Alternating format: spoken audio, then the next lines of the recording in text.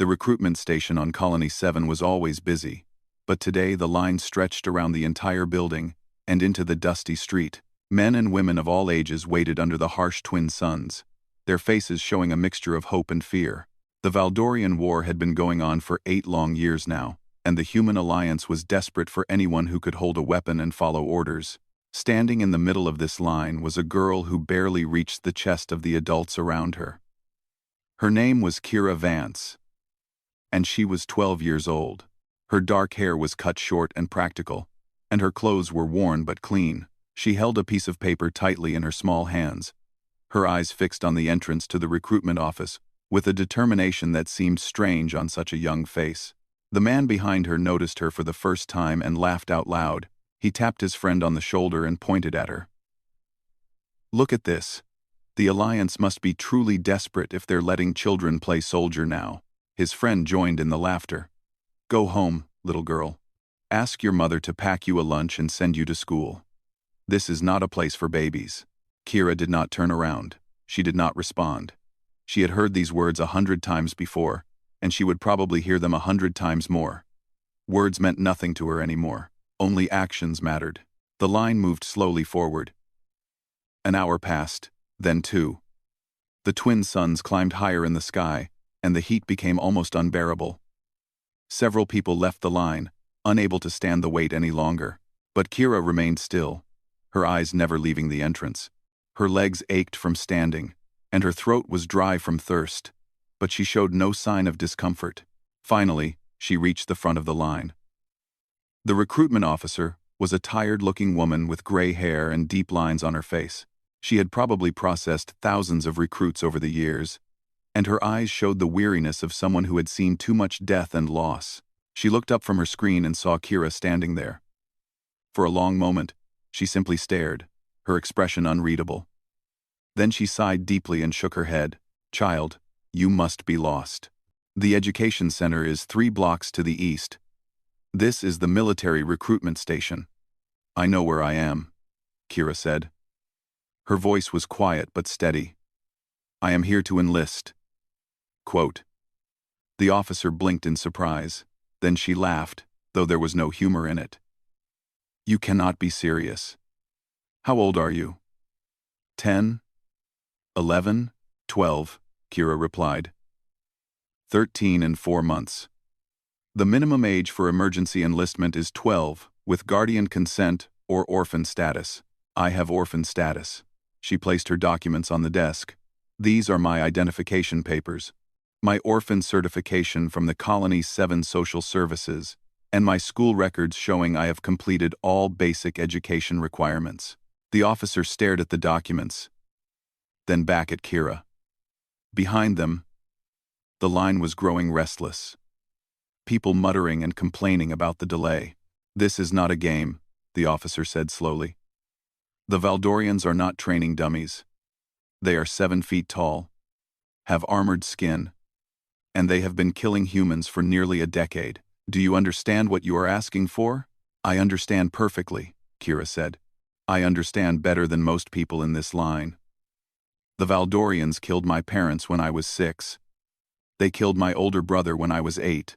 They killed my grandmother last year when they bombed the refugee camp where she was staying. I have no one left. I have nothing left, except the desire to fight back." The officer was silent for a long time. Something changed in her eyes as she looked at this small, serious girl standing before her. Perhaps she saw something of herself in those dark, determined eyes. Perhaps she simply recognized that some wounds were too deep to heal with kind words and safe choices. "You will need to pass the physical examination and the basic aptitude tests," she finally said.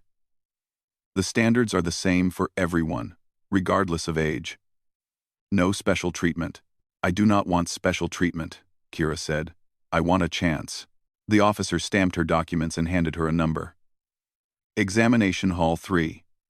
Down the corridor. Second door on the left. May the stars protect you, child." "Caesar." Kira took the number and walked toward the examination hall. Behind her, she could hear the whispers and the mocking laughter from the people in line. She heard words like, "waste of time," and "she will be sent home crying within an hour." She ignored them all. The examination hall was a large room filled with testing equipment. About 30 other recruits were already there, most of them adults between 20 and 40 years old. When Kira walked in, all conversation stopped. Every eye turned to look at her. "What is this?" A large man with a shaved head demanded. He had muscles that looked like they were carved from stone, and scars covered his arms and neck. "Is this some kind of joke? Did someone bring their daughter to work today?" "I am a recruit," Kira said simply. "Same as you." The room exploded with laughter. People pointed at her, slapped their knees, wiped tears from their eyes. The large man walked toward her, his footsteps heavy on the metal floor. "Listen, little girl," he said, leaning down until his face was close to hers. "I have been fighting since before you were born. I have killed more Valdorians than you have had birthdays. You do not belong here. Go home before you get hurt." Kira looked up at him without fear. "If you have been fighting since before I was born, and the war is still going, then perhaps the Alliance needs different kinds of fighters. Perhaps the old ways are not working." The man's face turned red with anger. He raised his hand as if to strike her, but before he could move, a sharp voice cut through the room. "Attention! All recruits will stand in line for physical examination. Any fighting or aggressive behavior will result in immediate disqualification." The examiner was a tall woman in a medical uniform. She carried a tablet and looked at the assembled recruits with cold, professional eyes. The large man stepped back from Kira, but his glare promised that this was not over. The physical examination was brutal. Recruits had to run for 30 minutes without stopping, do as many push-ups and sit-ups as they could in 3 minutes each, lift weights, test their reflexes, and complete an obstacle course that included climbing, jumping, and crawling through tight spaces. Most people expected Kira to fail immediately. They expected her to collapse after the first few minutes of running, to give up when she saw the weights she was supposed to lift. They were wrong. Kira ran the entire 30 minutes without slowing down. Her pace was not fast, but it was steady and relentless. While larger recruits burned out their energy in the first 10 minutes and then struggled to finish, Kira kept the same speed from start to finish. Her breathing was controlled, her steps were efficient, and when the timer beeped to signal the end, she was still standing while 3 adults had dropped out. The push-ups and sit-ups were harder. Kira's numbers were lower than the adults, but she was not trying to compete with them. The minimum requirement was 30 push-ups and 40 sit-ups. Kira did 32 and 45. Not impressive by adult standards, but enough to pass. The weights were adjusted for body size, and here Kira surprised everyone again. Her strength relative to her weight was actually higher than most of the adults. Years of hard work in the refugee camps, carrying water and supplies, had built muscles that did not show on her small frame but were strong and resilient. But it was the obstacle course that truly shocked the observers. The course was designed for adult bodies, with walls to climb, ropes to swing across, tunnels to crawl through, and balance beams to cross. The large man from earlier completed it in 4 minutes and 12 seconds, the fastest time so far. He smirked at Kira as she approached the starting line. "Try not to break anything, little girl," he called out. Kira did not respond. When the signal sounded, she moved. She was faster than anyone expected.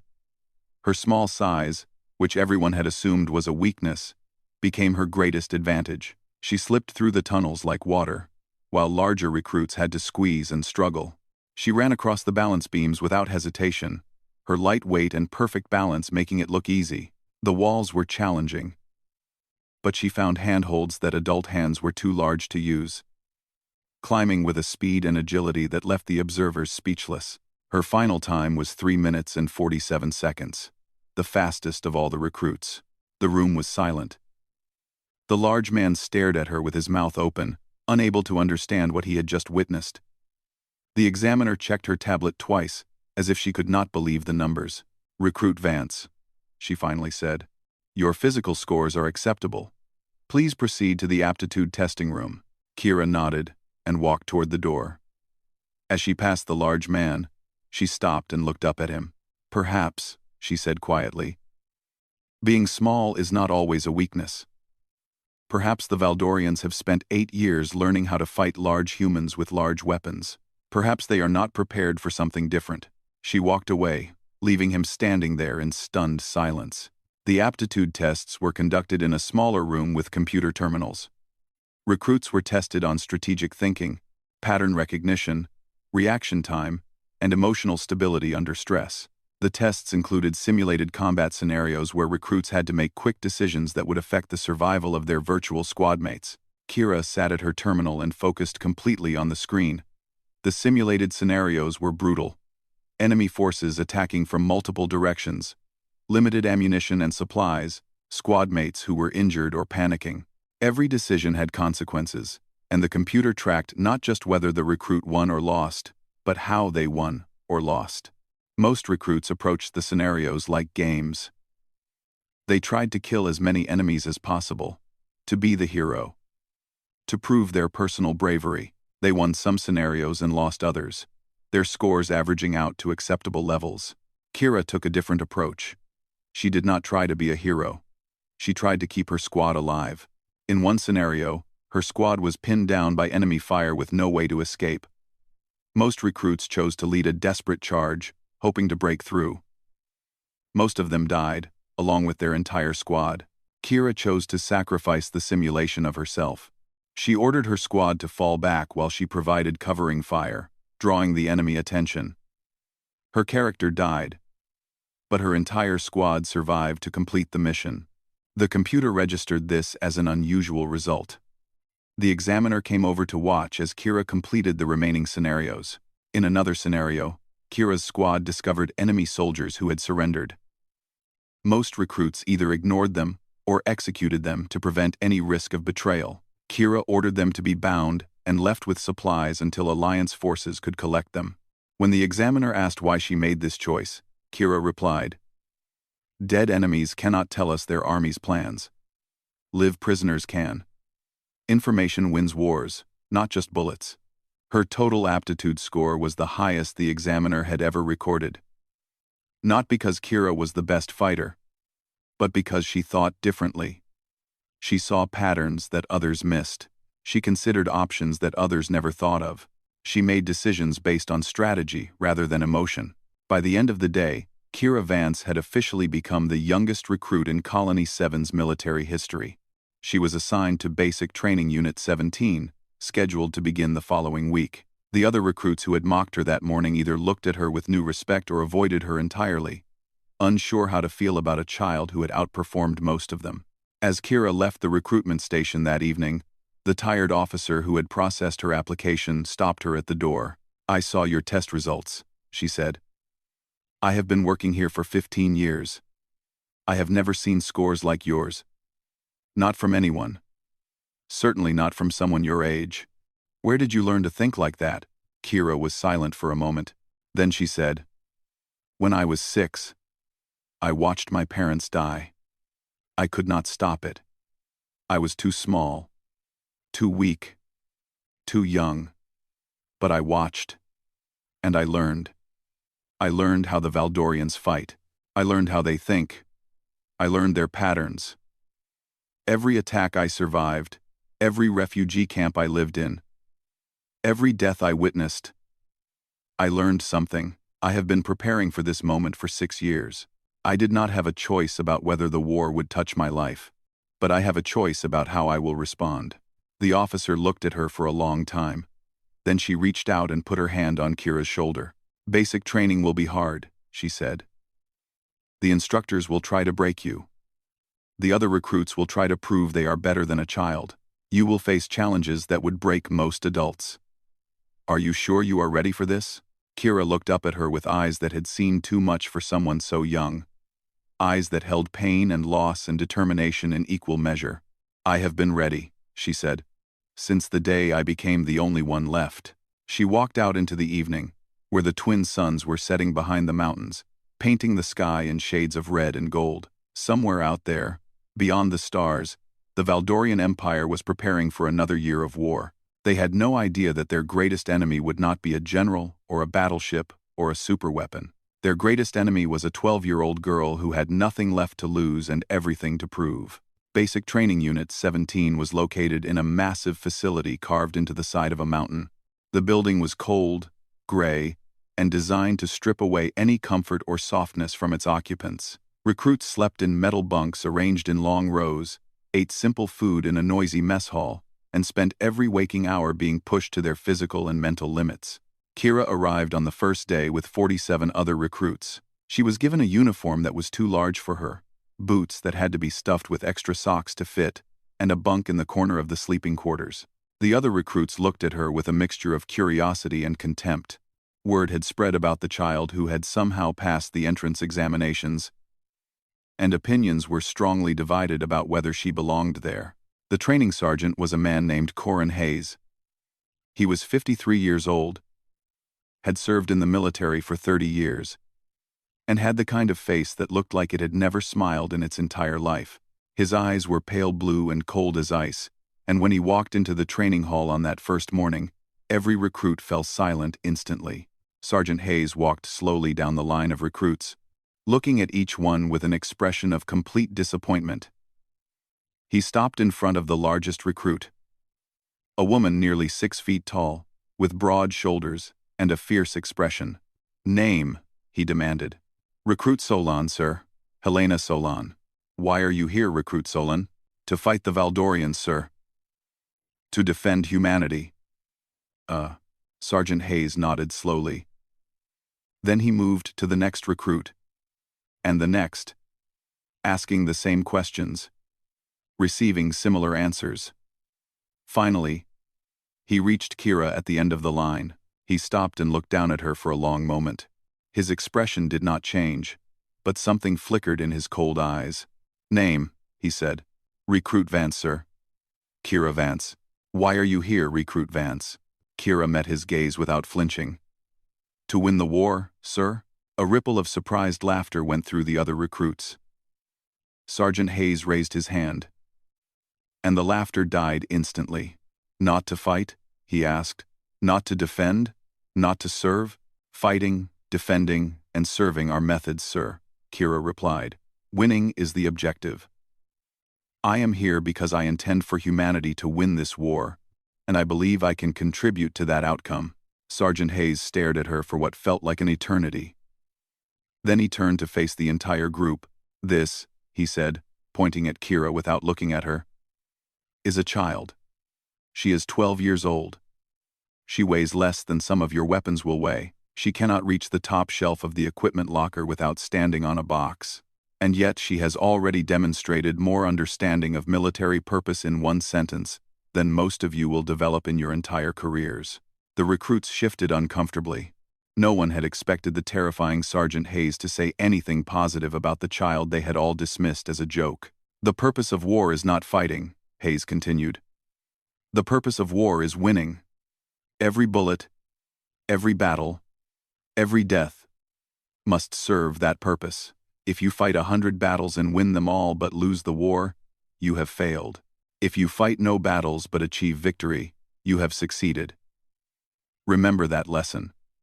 It is the only one that truly matters." He turned and walked toward the training hall doors. 10-kilometer run. Full gear. Anyone who falls behind does the run again. Move. The weeks that followed were the hardest of Kira's life.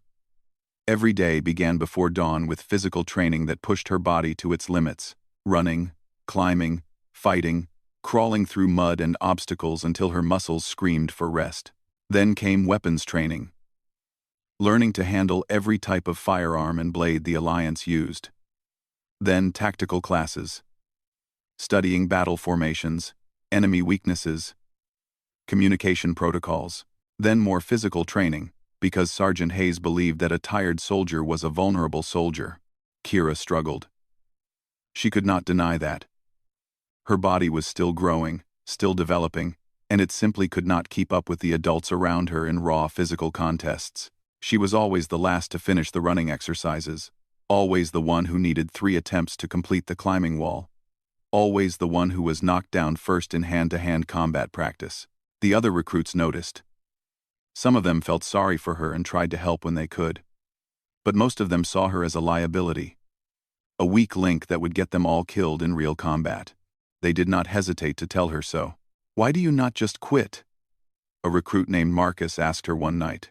He was sitting across from her in the mess hall, his face showing genuine confusion. No one would blame you. You are just a kid. You have your whole life ahead of you. Kira looked up from her food. Her body ached from the day's training. And she was so tired, she could barely keep her eyes open. But her voice was steady when she answered. I will tell you a story, she said. When I was 6 years old, the Valdorians attacked my home colony. My father hid me in a storage container behind our house. He told me to stay quiet no matter what I heard. Then he went to find my mother and brother. She paused, her eyes distant, remembering. I heard everything. The screaming, the weapons fire, the sound my father made when he died. I stayed in that container for 3 days, too afraid to move, surrounded by the smell of smoke and death.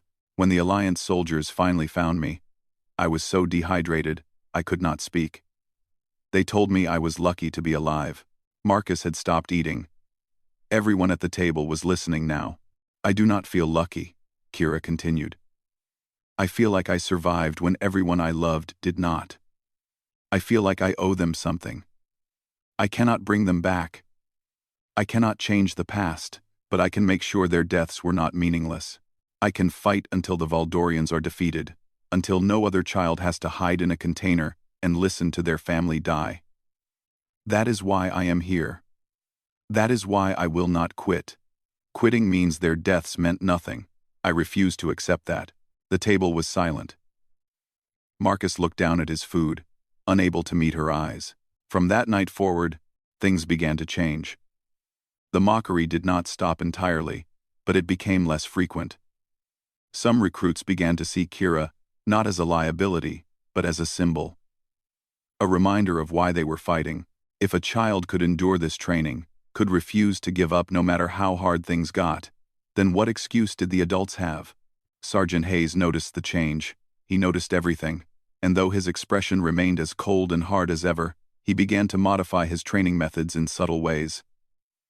Not to make things easier for Kira, but to give her opportunities to demonstrate her true strengths.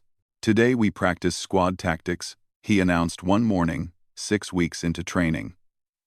You will be divided into 8 teams of 6. Each team will compete against the others in a simulated combat exercise. Victory goes to the team that completes the objective while suffering the fewest casualties. The recruits lined up to be assigned to teams.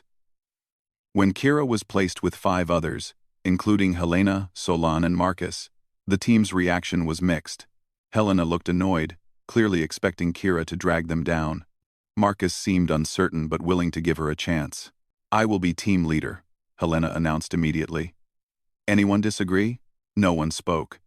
Helena was the largest and strongest recruit, and she had been dominating the physical training exercises since day 1.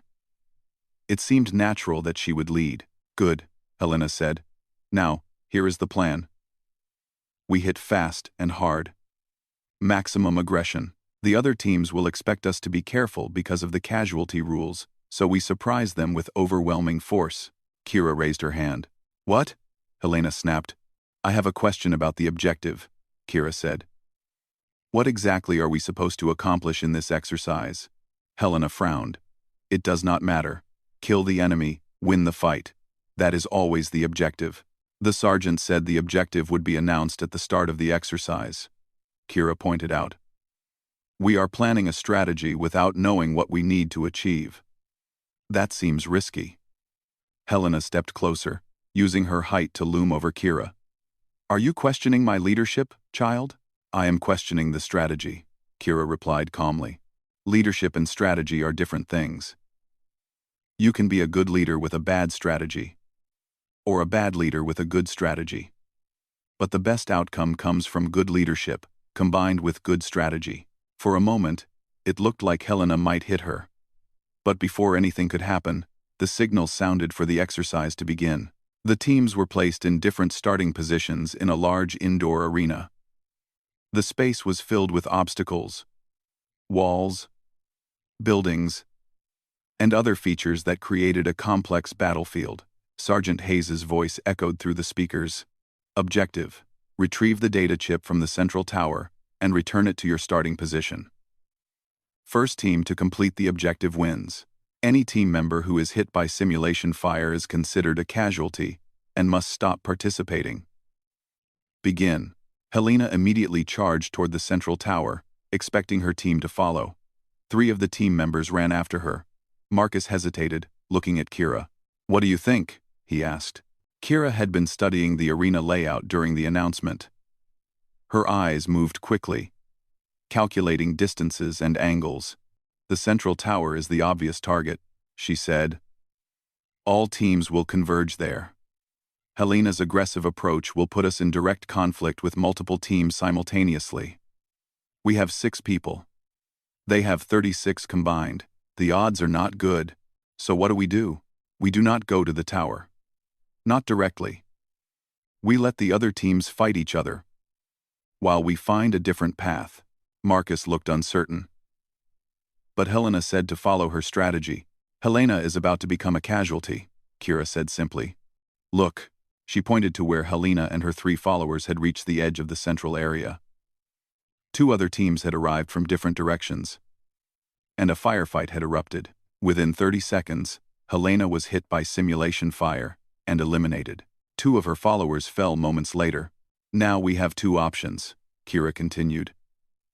"We can try to save the remaining team member, or we can use the distraction to complete the objective ourselves. What do you choose?" Marcus stared at her. "You planned this. You knew this would happen." "I guessed," Kira admitted.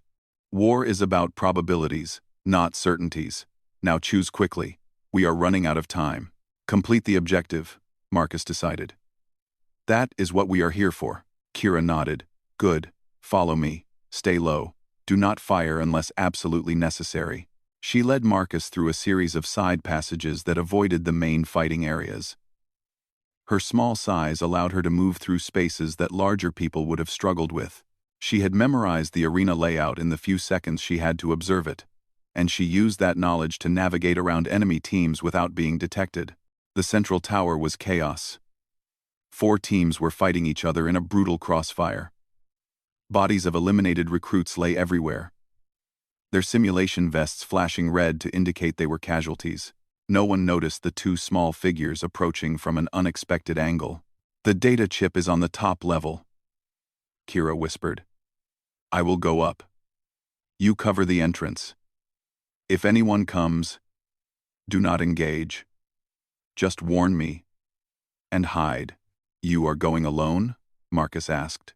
"I am the smallest target, and I can climb faster than you." She was already moving before he could argue. Kira reached the tower and began climbing. Her hands found grips that seemed impossible, her body pressing close to the structure to minimize her visibility. The sounds of battle covered the small noises she made. She reached the top in under a minute.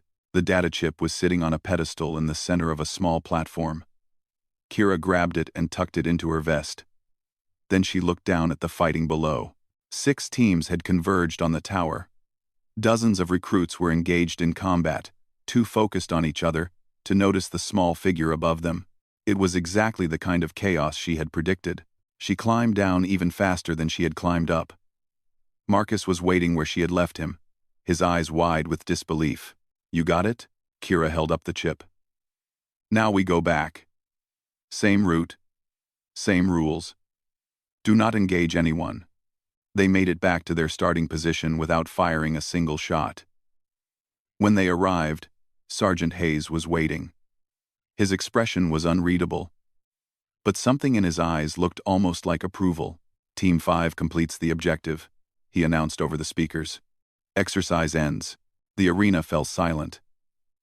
Surviving recruits looked around in confusion, then turned to see Kira and Marcus standing at the starting position. Helena, eliminated early in the exercise, stared at them with an expression that mixed anger, humiliation, and something that might have been respect. Later that evening, Sergeant Hayes called the entire unit together for a debriefing. "Today's exercise was designed to teach you one lesson," he said. "The objective matters more than the fight." Team 5 accomplished the mission with 0 casualties because they understood this. Every other team focused on combat, on proving their strength, on defeating opponents. They forgot why they were fighting in the first place. He looked directly at Kira. Recruit Vance, explain your strategy to the unit. Kira stood up. Every eye was on her. But she showed no nervousness. The strategy was simple, she said. I watched the arena and realized that all teams would likely converge on the central tower. This would create confusion and conflict. Instead of joining that conflict, we avoided it. We let other teams eliminate each other while we found an alternative path to the objective. We used stealth instead of force, patience instead of aggression. We completed the mission because we never forgot that completing the mission was the only thing that mattered. Helena stood up. Her face was red with embarrassment. You abandoned your team leader. You disobeyed orders. I did not abandon anyone. Kira replied calmly. You abandoned the team when you charged into an obvious trap without waiting to assess the situation. Leadership is not about going first. It is about making decisions that give your team the best chance of success. Your decision gave us the best chance of failure. I made a different choice. The room was tense. Everyone expected Helena to explode, to demand satisfaction, to challenge Kira to some kind of confrontation. Instead, Helena was silent for a long moment. Then she sat down. She is right, Helena said quietly. I was thinking about glory, not victory. That was a mistake. Sergeant Hayes nodded slowly. Good. Learning from failure is the mark of a true soldier. Recruit Vance. From this point forward, you will serve as tactical advisor for all squad exercises. You will not lead directly, but you will provide strategic input to team leaders. Is that understood? Yes, sir, Kira said. Dismissed. As the recruits filed out of the hall, Marcus fell into step beside Kira. That was incredible, he said. How did you learn to think like that? Ow, Kira looked up at him. I told you before. I watched, and I learned. The Valdorians killed everyone I loved because we were not prepared, because we did not think strategically. I promised myself I would never make that mistake. I would always think first, act second. I would always remember the objective. Marcus shook his head in wonder. You know, when you first arrived, I thought you were just a scared little kid who did not belong here. I was wrong. You might be the most dangerous person in this entire unit. Kira did not smile, but something softened in her eyes. I hope you are right, she said. Because the Valdorians are not going to be defeated by ordinary soldiers using ordinary tactics. They have been winning this war for 8 years. To beat them, we need to think differently. We need to become something they have never faced before. She walked on toward the sleeping quarters, leaving Marcus standing in the corridor, wondering what kind of soldier this strange child would become, and whether she might actually be capable of changing the entire course of the war. 2 years passed. Kira Vance was now 14 years old. Though she seemed older, her face had lost the softness of childhood, replaced by the sharp, focused expression of someone who had seen combat and survived. She had grown taller, though she was still small compared to most soldiers. Her body was lean and strong, trained to peak efficiency. But her greatest weapon remained her mind. She had served in 17 combat operations since completing basic training. In every operation, her unit had achieved its objectives with the lowest casualty rates in the Alliance military. Word had spread through the ranks about the young tactical genius who could see patterns in chaos, who could predict enemy movements before they happened, who could turn impossible situations into victories. The other soldiers no longer mocked her for her age. They respected her. Some of them even feared her, not because she was physically intimidating, but because she understood war in a way that veteran commanders could not explain. She seemed to know what the Valdorians would do before they knew themselves. But the war was not going well. Despite small victories like those Kira's unit achieved, the overall situation was deteriorating. The Valdorians had launched a massive offensive across 3 star systems, capturing colony after colony, pushing the human forces back toward the core worlds. The Alliance High Command was desperate, throwing resources at the problem without any coherent strategy. It was in this atmosphere of crisis that Kira received orders to report to Strategic Command Headquarters on Earth. The headquarters was a massive underground facility, protected by layers of armor and defensive systems.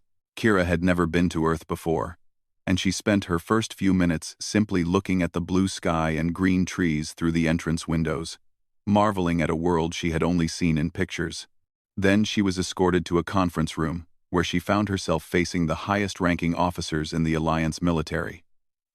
Admiral Chen, the commander of all Alliance forces, General Morrison, head of ground operations, Director Vasquez, chief of intelligence, and a dozen other officers whose names and titles she did not recognize. They all looked at her with the same expression. Skepticism mixed with desperate hope. Admiral Chen spoke first. "Lieutenant Vance, do you know why you are here?"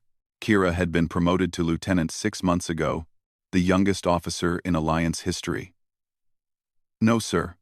I was only told to report immediately." "We have a problem," Chen said.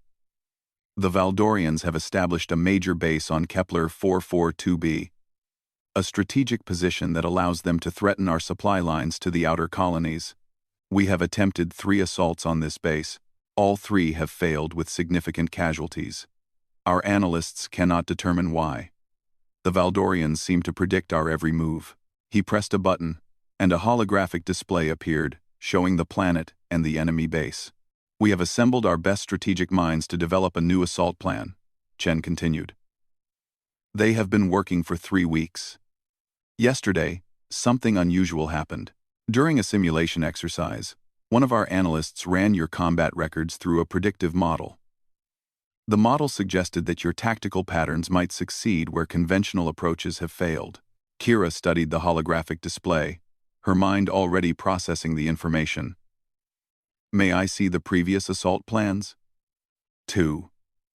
Director Vasquez pushed a data tablet toward her. "These are classified at the highest level. Everything you see in this room must remain confidential." Kira took the tablet and began scrolling through the plans. The room was silent as she read, every eye watching her small figure bent over the screen. After 20 minutes, she looked up. "I understand why these plans failed," she said. General Morrison leaned forward. "Explain." "All 3 plans assume the Valdorians think like humans," Kira said. "They use human military logic to predict Valdorian responses. But Valdorians are not humans. Their society is structured differently. Their values are different. Their concept of victory is different." She stood and walked to the holographic display. "Humans value individual survival and minimize casualties. Valdorians value collective achievement and consider individual death acceptable if it serves the greater purpose. Humans attack weak points to minimize resistance.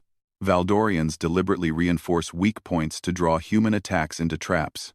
She pointed at specific locations on the display. "In the first assault, our forces attacked what appeared to be a poorly defended sector. It was a trap. The Valdorians had hidden reserves that counterattacked and destroyed our landing force. In the second assault, we used overwhelming force against the main entrance. The Valdorians retreated, drawing our forces deep into the base, then collapsed the tunnels to trap them. In the third assault, we tried a subtle approach with small infiltration teams.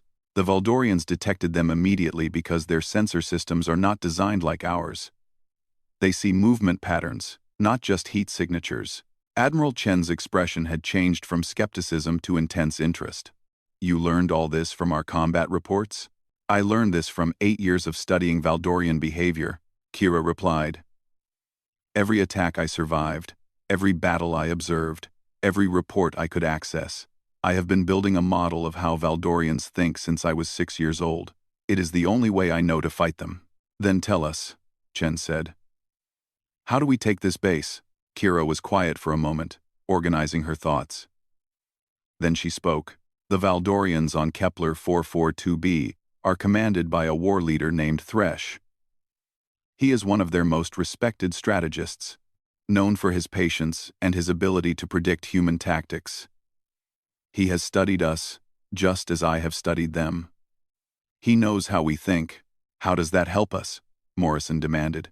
It helps because Thresh expects us to attack like humans, Kira said. He has prepared defenses against human tactics, but he has never faced a human who attacks like a Valdorian. Dell. She manipulated the holographic display, bringing up new information. Valdorians value sacrifice. They believe that the greatest honor is to die achieving a meaningful objective.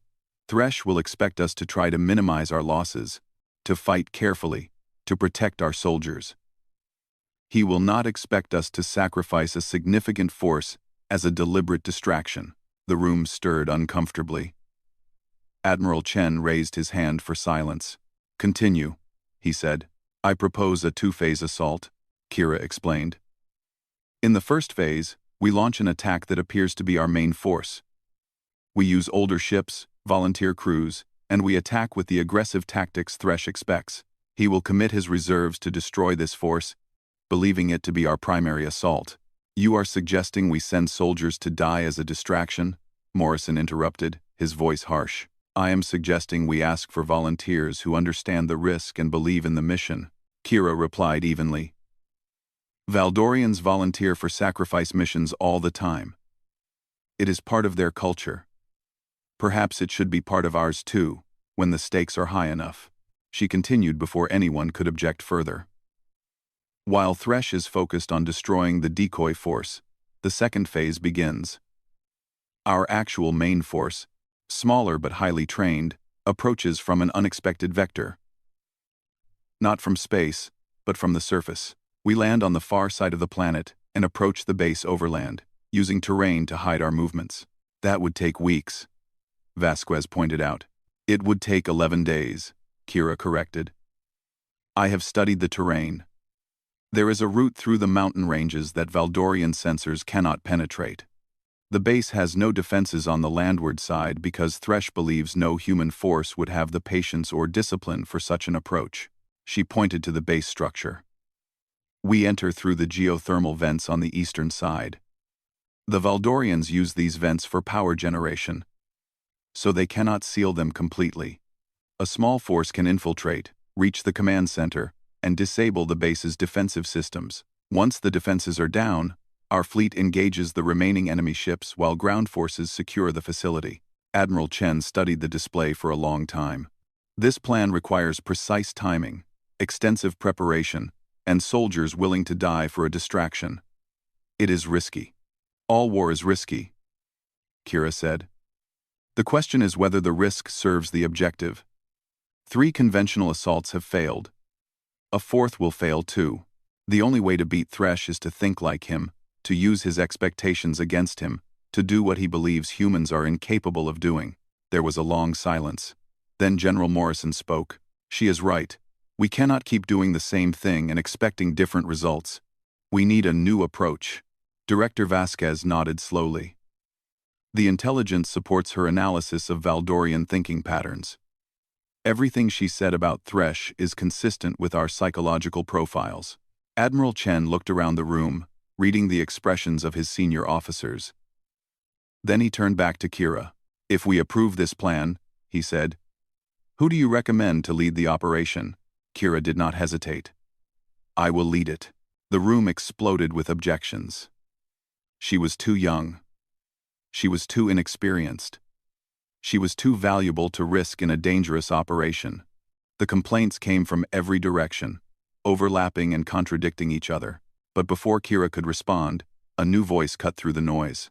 I disagree with all of these objections. Everyone turned to see who had spoken. In the back of the room, a door had opened, and a Valdorian officer was standing there. He was tall and gray-skinned, with the distinctive bone ridges that marked his species. He wore the uniform of a prisoner, and Alliance guards flanked him on either side. Admiral Chen's face went pale. What is the meaning of this? Why is there a Valdorian prisoner in a strategic planning session? Director Vasquez stepped forward. Admiral, this is Commander Krath. He defected to our side 6 months ago, and he has been providing us with intelligence about Valdorian operations. I asked him to observe this meeting and offer his perspective.